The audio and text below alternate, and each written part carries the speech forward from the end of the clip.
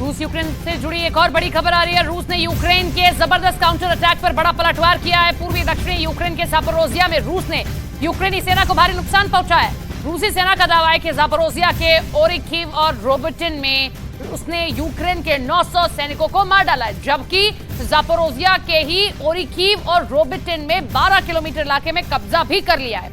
रूस का दावा है कि पिछले 4 दिनों में यूक्रेन के काउंटर अटैक को जापोरोजिया में जबरदस्त नुकसान हुआ है। इधर रूस ने यूक्रेन के साथ साथ नेटो को भी जंग में रगड़ना शुरू कर दिया है। इधर अमेरिका समेत नेटो के सभी 31 देश हैरान हैं कि आखिर रूसी सेना के हथियार खत्म क्यों नहीं हो रहे हैं। वहीं दूसरी तरफ पश्चिमी देशों की खुफिया एजेंसियों ने दावा किया है कि रूस में इस वक्त 12 गुना हथियारों का उत्पादन हो रहा है। ऐसे में सवाल उठ रहे हैं, तो फिर नेटो यूक्रेन को जंग कैसे जितवा पाएगा?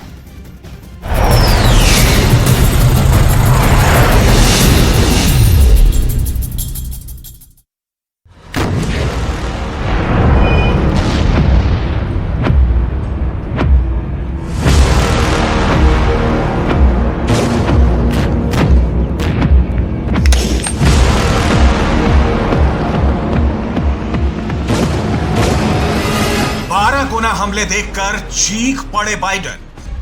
17 महीने की जंग में अगर किसी की सबसे बड़ी और शर्मनाक हार हो रही है तो वो है 31 देशों से बने नेटो की।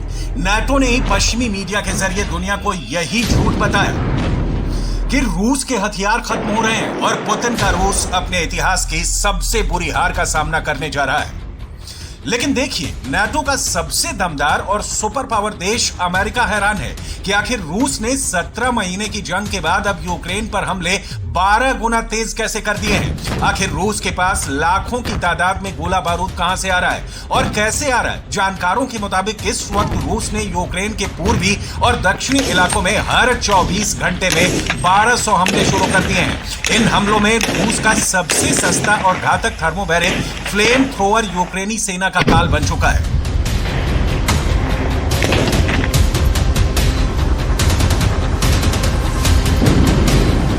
आग में जला दिए 700 यूक्रेनी सैनिक।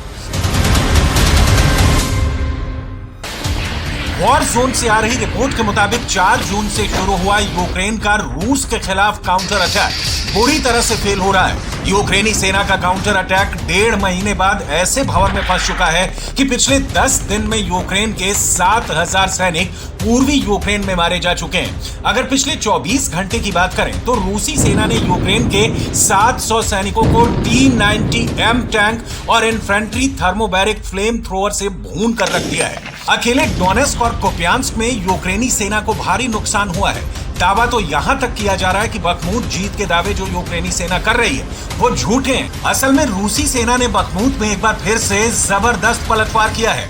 इधर दूसरी तरफ ज़ेलेंस्की के जनरल समझा नहीं पा रहे हैं कि आखिर 518 दिन की जंग के बाद भी रूस सेना यूक्रेनी सेना पर हावी कैसे है। आखिर रूस के पास हथियारों की भारी कमी क्यों नहीं हो रही है। इधर दूसरी तरफ अमेरिका को खुफिया एजेंसियों ने रूस के हथियारों पर ऐसी रिपोर्ट सौंप दी है जिसने अमेरिका और नेटो के होश उड़ा दिए हैं। जरा देखिए बाइडेन क्यों रूस को लेकर अब खौफ में है।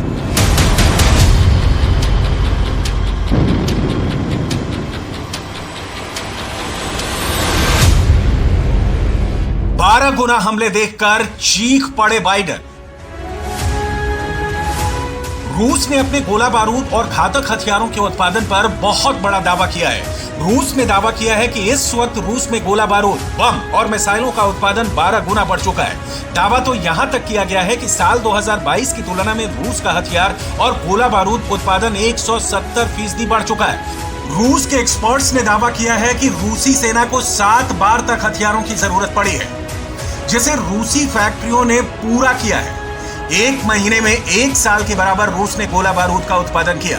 अगर मिसाइलों की बात करें तो रूस का दावा जितने मिसाइल पूरी दुनिया में हर महीने बन रही हैं, उससे 3 गुना मिसाइलें अकेले रूस हर महीने बना रहा है। 12 गुना हमले देखकर चीख पड़े बाइडेन। रूस के T-90M टैंक और infantry thermobaric flame thrower system ने यूक्रेनी सेना को रौंद कर रख दिया है। खास तौर से रूस की इन्फेंट्री के थर्मोबैरिक फ्लेम थ्रोअर सिस्टम ने बंकर और खाइयों में छिपे यूक्रेनी सेना के चीथड़े उड़ा दिए हैं। रूस के थर्मोबैरिक फ्लेम थ्रोअर के बारे में दावा किया जाता है कि सैनिकों के कंधे पर रखकर जिस तरह से इससे हमला किया जाता है वो न सिर्फ यूक्रेन के टैंक, तोप और रॉकेट आर्मी को तबाह कर रहा है, बल्कि यूक्रेनी सैनिकों के काफिलों को कुछ सेकंड में भस्म कर देता है।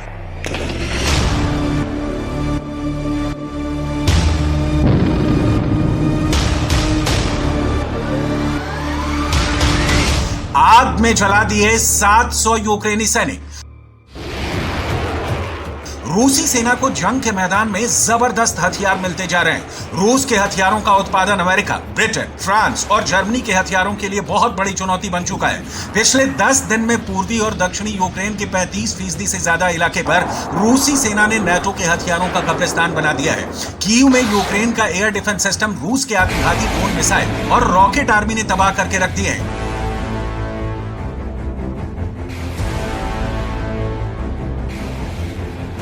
अमेरिका अब यही समझ नहीं पा रहा है कि रूस के भारी हथियार भंडारों से कैसे निपटा जाए, क्योंकि पूर्वी और दक्षिणी यूक्रेन के बहुत बड़े इलाके में रूसी सेना हावी हो चुकी है। जरा देखिए, रिपोर्ट्स के दावों के मुताबिक इस वक्त रूसी सेना ने पूर्वी यूक्रेन के बखमूत में एक बार फिर से भारी टैंक, तोप और रॉकेट आर्मी से हमले शुरू कर दिए हैं। वहीं ओडेसा में यूक्रेन का सबसे बड़ा बंदरगाह रूसी सेना के हवाई हमलों से आग में भस्म होता जा रहा है। अकेले ओडेसा में रूसी सेना ने पिछले एक हफ्ते में 1500 से ज्यादा हवाई हमले किए हैं।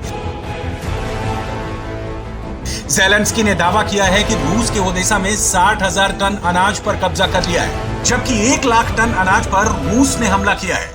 आग में जला दिए 700 यूक्रेनी सैनिक। Доводить, що їхня мішень не лише Україна і не лише життя наших людей. У портах, які були атаковані, сьогодні зберігалося близько 1 мільйона тонн продовольства. Саме той обсяг, який вже давно мав би бути доставлений в країни-споживачі в Африці, в Азії.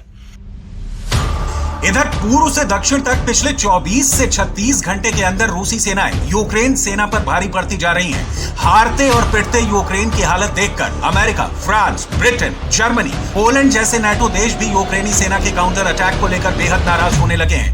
रूस ने जिस तरह से यूक्रेन के खार्किव में ट्रिपल अटैक किए हैं वो हैरान करने वाले हैं।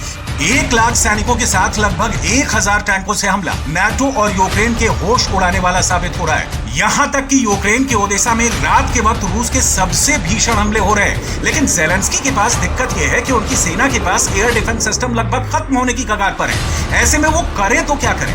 नाटो भी अब यूक्रेन की ज्यादा मदद करने के मूड में नहीं लग रहा। उसके पीछे की सबसे बड़ी वजह है कि यूक्रेनी सेना का जंग के मैदान से भागना और नाटो के हथियारों को दूसरे देशों में बेचना। खुद ज़ेलेंस्की भी हैरान है कि एक तरफ यूक्रेनी सेना हथियारों की कमी का रोना रो रही है, तो वहीं दूसरी तरफ यूक्रेनी सेना के अधिकारी हथियार गोदामों से नाटो के हथियारों को गायब करके बेच रहे हैं। ज़ेलेंस्की को इन आरोपों पर जवाब देते नहीं बन रहा है। अभी तो वो ब्रिटेन को समझाने में लगे हैं। देखिए ज़ेलेंस्की क्या कह रहे हैं। Прем'єр-міністром Великої Британії Ріші Сунаком, як і завжди, цілком практична розмова, чітка. Першочергово про захист наших південних районів, зокрема Одеси, нормального життя людей та роботи наших портів.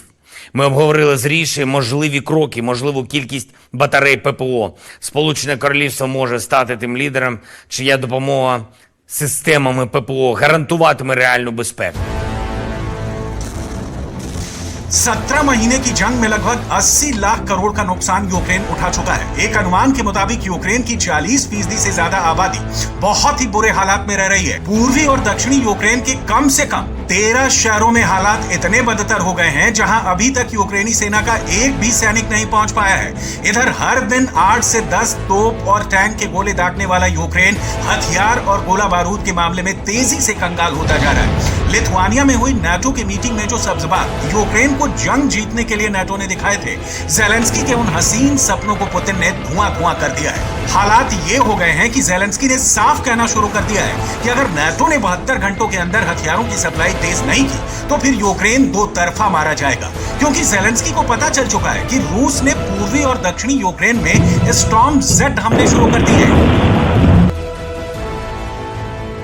इस वक्त रूस Crimea, Donbas, Donetsk, Kherson, Kharkiv में स्टॉर्म जेड हमले कर रहा है। अकेले खार्किव में ही रूस के स्टॉर्म जेड हमले में 1 लाख रूसी सैनिक, 900 टैंक, 370 MLRS और 555 भारी तोपें हमला कर रही हैं। जानकारी के मुताबिक रूस ने 10 दिन पहले ही खार्किव पर स्टॉर्म जेड हमलों की तैयारी शुरू कर दी थी। इसका सबूत आप इन तस्वीरों में देख सकते हैं। इस वक्त रूसी सेना के जनरलों और लीडर्स में युद्ध करने की जबरदस्त भूख जग गई है। रूस को एहसास हो चुका है कि नाटो यूक्रेन को हथियार से ज्यादा कोई मदद नहीं कर पाएगा। इसीलिए अब रूस ने अगले 10 दिन में यूक्रेन के पूर्वी और दक्षिणी इलाके पर पूरी तरीके से कब्जा करने का प्लान बना लिया है। जरा रूसी सेना के जनरलों और पुतिन के करीबी दिमित्री मेदवेदेव की ये तस्वीरें देखिए, जहां रूस के पूर्व राष्ट्रपति और रूस की सुरक्षा परिषद के प्रमुख दिमित्री मेदवेदेव रूसी सेना की जबरदस्त तैयारियों का मुआयना कर रहे हैं। तस्वीरों में आप साफ देख सकते हैं कि दिमित्री रूस की उस टैंक रेजिमेंट की तैयारी देख रहे हैं जो दक्षिणी यूक्रेन पर हमला करने जा रही है। दावा किया गया है कि ये तस्वीरें रूस के टॉर्स्कोय रेंज की हैं, जहां रूसी सेना बड़े हमले की तैयारी कर रही है। Сегодня ночью вооруженными силами Российской Федерации нанесен групповой удар возмездия высокоточным оружием морского базирования по объектам, где готовились террористические акты против Российской Федерации с применением безэкипажных катеров, а также месту их изготовления на судоремонтном заводе в районе города Одесса. Кроме того, в районе городов Николаев и Одесса уничтожены хранилища топлива общим объемом около 70 тысяч. यूक्रेनी सेना के जनरल और कमांडर ज़ेलेंस्की को लगातार ताजा हालात के बारे में जानकारी दे रहे हैं। बेशक यूक्रेन के पास बेहतरीन खुफिया इनपुट और नेटवर्क मजबूत है, लेकिन पुतिन जैसे लड़ाके के सामने नाटो और यूक्रेन पानी मांग रहा है, क्योंकि पुतिन ने 1.5 महीने पहले ही कह दिया था कि रूस के 7 लाख रिजर्व सैनिक जब यूक्रेन पर चारों तरफ से हमला करेंगे तो यूक्रेन को कोई बचा नहीं पाएगा। रूस ने तो दावा कर दिया है कि उसकी सेना उत्तर पूर्वी खार्किव क्षेत्र के एक महत्वपूर्ण रेलवे जंक्शन कुपियांस्क की दिशा में 2 किलोमीटर तक आगे बढ़ गई है। अब ऐसे हालात में अगर रूस गोला बारूद और हथियारों का 12 गुना उत्पादन कर रहा है तो आप अंदाजा लगा सकते हैं कि यूक्रेन रूस के 12 गुना हमले अब झेल नहीं पाएगा।